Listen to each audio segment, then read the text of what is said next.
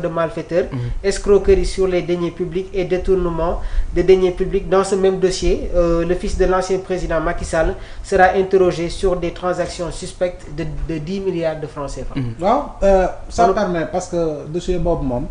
encore une fois sentif la. oui sentif ñoom duñu wax naa la duñu def liggéeyu caaxaan. non sentif lu ñuy liggéey moom c'est du sérieux. Et de ce point de vue là jàpp naa ni jóguñu rek ñëw ne ok Amadou Sall nangam sangam ba mu yegg si ay 10 milliards ak lu ko topp. Donc je pense que aujourd'hui lépp solo mooy Amadou Sall na mel ni Karim Wade. na ñëw waaw. prof man de am na ku ma gis léegi nii. nee na ma Amadou du ñëw. waaw ba déggoo ma ne moo tax ma ne na mel ni Karim Wade. Karim Wade bu ko Macky Sall moom bàyyi Amadou Sall bi soxlaa. juste mu soxla ko daal gis. xam naa ne que yoonu. mais léegi nag mécanisme yu am pour véritablement mu fexe mu ñëw am na. oui mandat d'arrêt international mi ngi fi. bien sûr. oui. loo xam ne effectivement Sénégal bu ko sëkkee ak dëkk ak dëkk. te dëkk boobu fekk moom fa la nekk. dëkk boobu war na ko mën a faciliter. mais yegguñu si loolu yëpp. est-ce que yaakaar nga ne tey jii Amadou Sall va déférer à la. non bon je sais pas trop je vraiment mënu ma tontu si place am quoi. tey su ma nee non day ñëw wax naa damaa dëgër fit de du ñëw damaa dëgër fit de. oui xam nga. donc damay puluf rak def yëfu saltige. puluf waaw puluf lay def. waaw mais puluf bi am na fu muy mujjee. waaw moo tax ma ne la su ma waxee damay puluf. dafa ne bii la wala bee. xool su boobaa moom yëfu gisaane lay def. nga gisaane ko dañuy njoxtu rak. dina ñëw njoxtu ne du ñëw. ndax lii njoxtu nañu du ñëw ndax. njoxtu na dina ñëw ndax. loolu la quoi mais on ne saurait être affirmatif. on ne saurait être catégorique. yaa ngi dégg. voilà leneen li mooy. leneen li encore une fois jàpp naa ni. lu jëm si loolee xam nga am na koo xam ne moo la ñu moo ak Karim Mbacké xaw ma Akim Mbacké. oui. oui ma dégg naa. Karim dégg naa xaritam la. waaw xaritam la koo xam ne dégg naa kéwlu Babacar Touré wax yi am na sax ay nitam moom yoo xam ne man jokkoo nañu ak man doon ma expliquer. mais bon loolu yëpp justice moo koy leeral encore une fois. oui moo di naka la ñu mën a fexe ba nit kooku signé te jàpp nañu ni jàngul jongul. nit ki lay àndal chaque jour. nit ki jox ko laaj ko carte d'identité mu jox ko mu signé. ndekete foofu lañu transaction yeeg terrain beeg ak nangam sangam yoo xamuñu lu xew. bon peu importe c'est lu ñu expliqué. oui mais c'est une nébuleuse qui tourne autour de plusieurs milliards. clairement. Il paraît que aussi professeur le président Macky Sall n'a pas retenu les leçons du passé parce que tamit ki nga xam ne moom mooy Abdoulaye Wade doomam di delloo na ko moom bu ñëwee war na mën a épargner son fils sur la gestion du pouvoir. non xam nga il a occupé un poste. oui mais le problème mooy jubal rek tey nii président nommé frère am wala sœur am man gisuma si problème. waaw fii léegi mi ngi def li war te bu deful li war yoon def li war ci moom. loolu laa gëm. Amérique ngi nii papa day nekk président doom wëlbatiku nekk président. waaw Bill Clinton bu muy nekk président jabaram Hillary Clinton mi nga am ay responsabilités yu kawe si nguuram. dem na ba wëlbatiku nekk candidat du parti démocrate. wooyu le problème. une question non na pas doom ji bu fekkee ni dafa ñëw ñu nommé ko poste mu jaarale mbir yi yoon rapport yëpp ñu ko gongo. bu demee suba lu mu tiit amul problème foofu. waaw bu fekkee ne nga ne sama baay moo yor nguur lu ma neex def.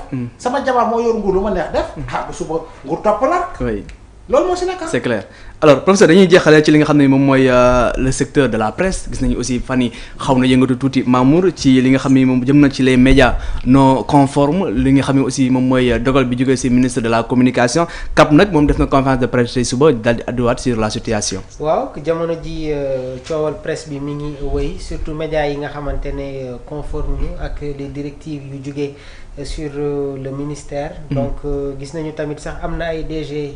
yoo xamante ne commencé nañ leen woo.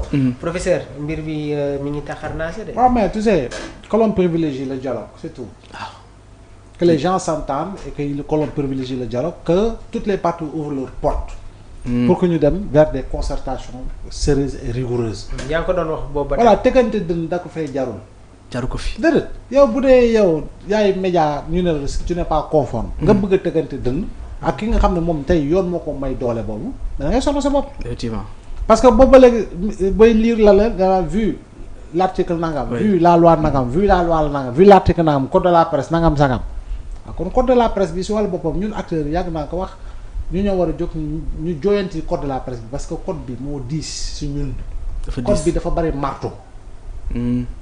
waaw oui marteau yu mën a dal suñu kaw nag. le code est coercitif loolu bañ koy adopté jamono yu ñu siy waxtaan war a dem si adoption bi ñuy def ay séminaire man yëkkati bokkoon naa si ñu ko doon wax si kàddu si ay séminaire tey jii nii oui on se rend compte que le côté coercitif et le côté très coercitif. dafa diis. faw ñu waxtaan yooyu ñu yëpp waxtaanaat ko. donc ouvrons les portes du dialogue. encore une fois. oui ay bu ñu déglu ñi nga xam ne dañoo nekk ci biir di woowee seen bopp patron de presse alors que c'est des hommes politiques c'est des politiciens. am na ci de. ñoo xam ne dañoo bëgg utiliser lii tam pour se positionner. face au régime qui est là. journaliste tam ñun ñi globalement ci biir CDEPS ak feneen ak kuréel yi bu ñu ko nangu. le combat est un combat de principe de liberté. C'est un combat qui met en avant les entreprises et les journalistes les professionnels de l'information et de la communication globalement les acteurs des médias. oui. donc bokk nañu jëm ci loolee mooy waxtaan. sumb waxtaan bi xool ni ñuy jooyantee lu jubul woon ñu gën kaa jubal lu ñu jàpp ni erreur la ñu xool nu ñu ko réparer malentendu la ñu xool nu ñu ciy déggoo loolu moo ci am solo. Prof, est-ce que tey jii jàpp ne que les autorités seront ouvertes sur une non mais concertation entre les acteurs? moi je pense que y a des acteurs yu si doon dox oui. am na ñoo xam ne am nañu baat ci dëkk bi ñoo xam ne ñu ko doon dox. léegi nag ku nekk na ubbeeku rek ñu waxtaan voilà pour war a naturellement des solutions tout temps mettant un doigt pointant du doigt les dérives. waaw loolu daal buñ ko bàyyi ginnaaw.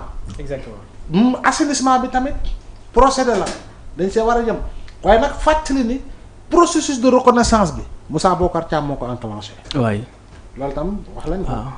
gis nañ certains médias ñoom daal dinañu jot seen notification que su ma. Aïssatou Diop Fall demoon na tamit jëli notification. moom dem na si kanam. Aïssatou Diop Fall oui demoon na jëli. Moussa Bocar Thiam moo toogoon ne mën na si kanam tuuti l'État va publier la liste des entreprises conformes au code de la presse. oui.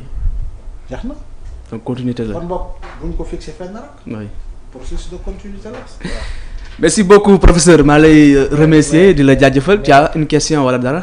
waaw il faut que ma laaj prof. allez-y. tey Paris Saint-Germain war a jouer ak équipe bii di Arsenal. suba Barça Inter yàlla nañu dóor Paris. yàlla nañu dóor. Paris. prof xanaa kii nga. supporter yi may seetaan nag parisien bu leen ma mere. non man xam nga comme Marseille laa.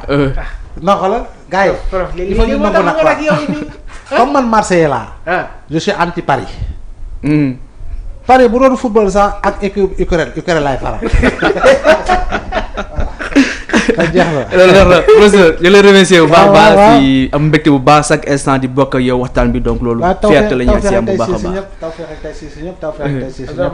prof gaare na oto bu bees tey de oto bu bees amiin waay oto bu bees nga wax amiin yaa rabbal alamin amiin bi oto bu bees na dama koy topp man moom amiin yaa rabbal alamin amiin tijji porte derrière bi topp yàlla baddil ñu seetaan. amiin amiin yaa rabbi amiin donc merci beaucoup professeur Abdoulaye Mbow dañuy am mbégte ak fierté chaque jeudi wala chaque mardi ak jeudi di bokk moom plateau Face à l'Actu di waxtaan ak moom. donc non xam naa ne semaine prochaine moom Mamour mardi prochaine moom foo ñu. xam naa mardi prochain moom foo ñu wax Fallou donc ba ñu. jeudi férié la waaw jeudi férié la waaw incha allah rabbi taawul nga ñaanal ñu fasaale ñu moo tax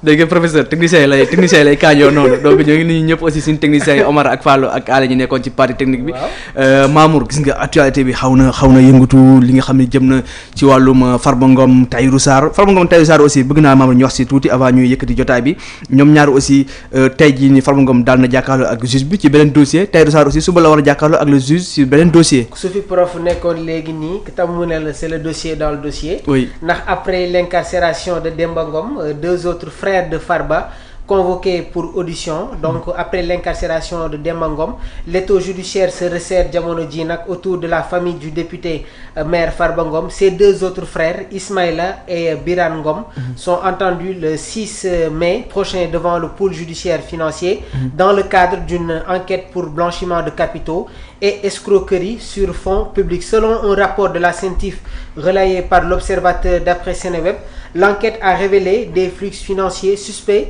liés à des sociétés civiles immobilières SCI sous leur contrôle, notamment la SCI ABA dirigée par Ismaël